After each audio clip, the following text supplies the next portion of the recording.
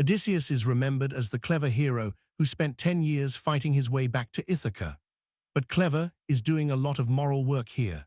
His journey included raids, mutilation, blood rituals, calculated deception, and several moments where his crew discovered that being managed by a legendary strategist had the same survival rate as being managed by a hungry wolf.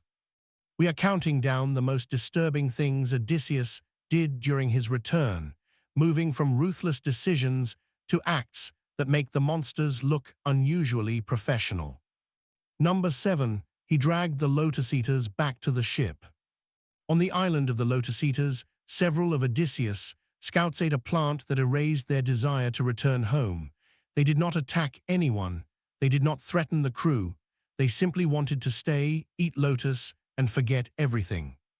Odysseus responded by physically dragging them back, binding them beneath the rowing benches, and ordering the fleet to leave immediately. From his perspective, this was rescue. The Lotus had destroyed their will and trapped them in permanent pleasure.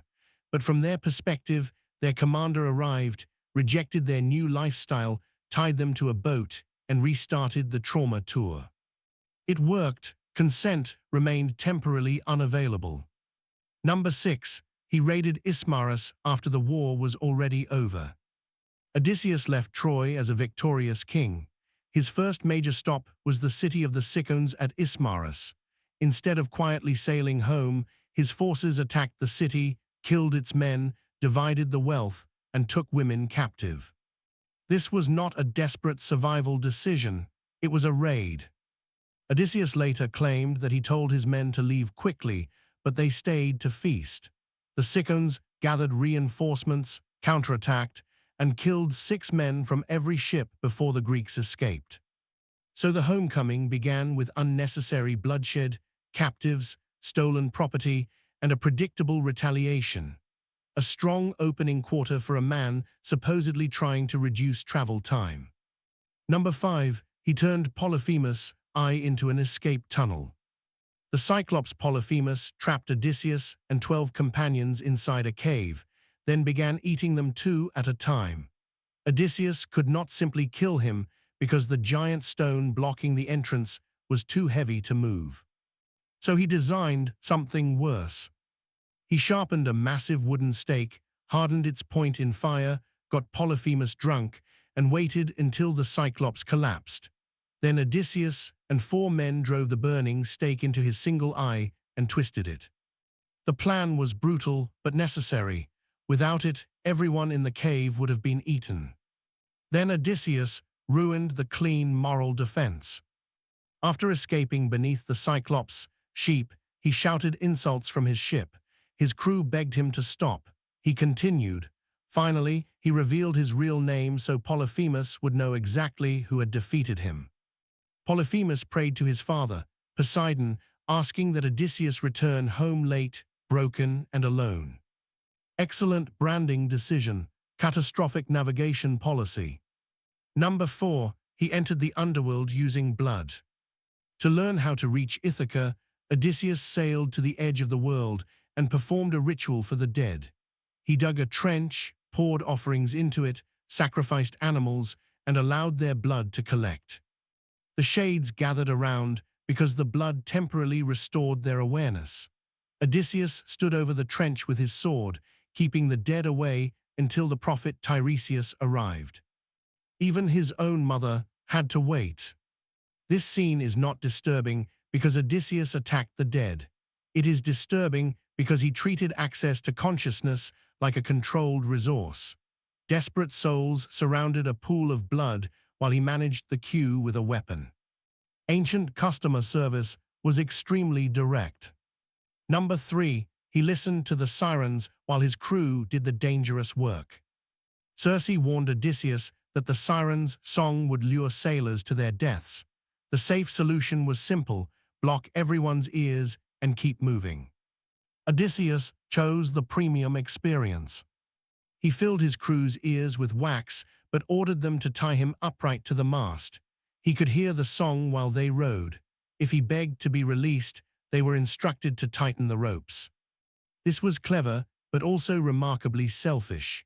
The crew had to navigate a lethal supernatural hazard while deaf, watching their captain scream commands they were specifically ordered to ignore. Odysseus gained forbidden knowledge. The rowers gained another workplace memory they would never be allowed to discuss with human resources. Number 2, he knowingly sailed 6 men into Scylla. Circe told Odysseus that his ship had to pass between Charybdis, a whirlpool capable of destroying the entire vessel, and Scylla, a monster that would seize 6 sailors. Odysseus chose Scylla because losing 6 men was better than losing everyone. That calculation may have been unavoidable. The disturbing part was that he did not tell the crew what was coming.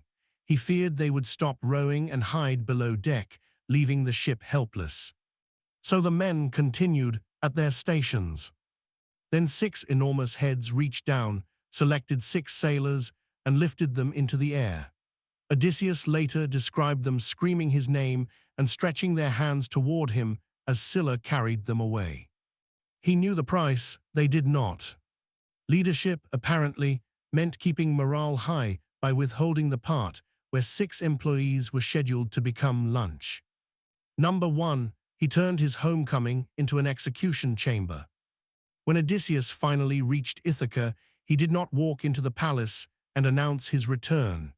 Athene disguised him as a beggar, allowing him to study the suitors occupying his home. These men had consumed his wealth, pressured Penelope to remarry abused guests, and plotted to kill Telemachus. They were not innocent, but Odysseus did not seek a trial, exile, compensation, or surrender. He removed their access to weapons, controlled the hall, and began shooting. Antinous died first, struck in the throat while lifting a cup. The others initially thought it was an accident. Then Odysseus revealed himself and declared that none of them would escape. Eurymachus blamed Antinous and offered repayment. Odysseus refused. With Telemachus and loyal servants beside him, he killed the suitors throughout the hall, sparing only a bard and a herald after determining they had served under pressure. And the violence did not stop there.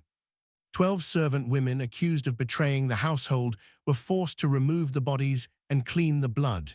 Telemachus then hanged them together. The disloyal goatherd Melanthius was mutilated and killed. By the time Penelope saw her husband again, the palace had been reclaimed through disguise, entrapment, mass killing, forced cleanup, execution, and dismemberment. Odysseus reached home because he was intelligent, patient, and almost impossible to stop. But the same qualities that helped him survive also made him terrifying. He could lie without hesitation, sacrifice the few for the many, and turn hospitality, curiosity, or revenge into a weapon. The monsters on his journey usually attacked because they were monsters. Odysseus had plans.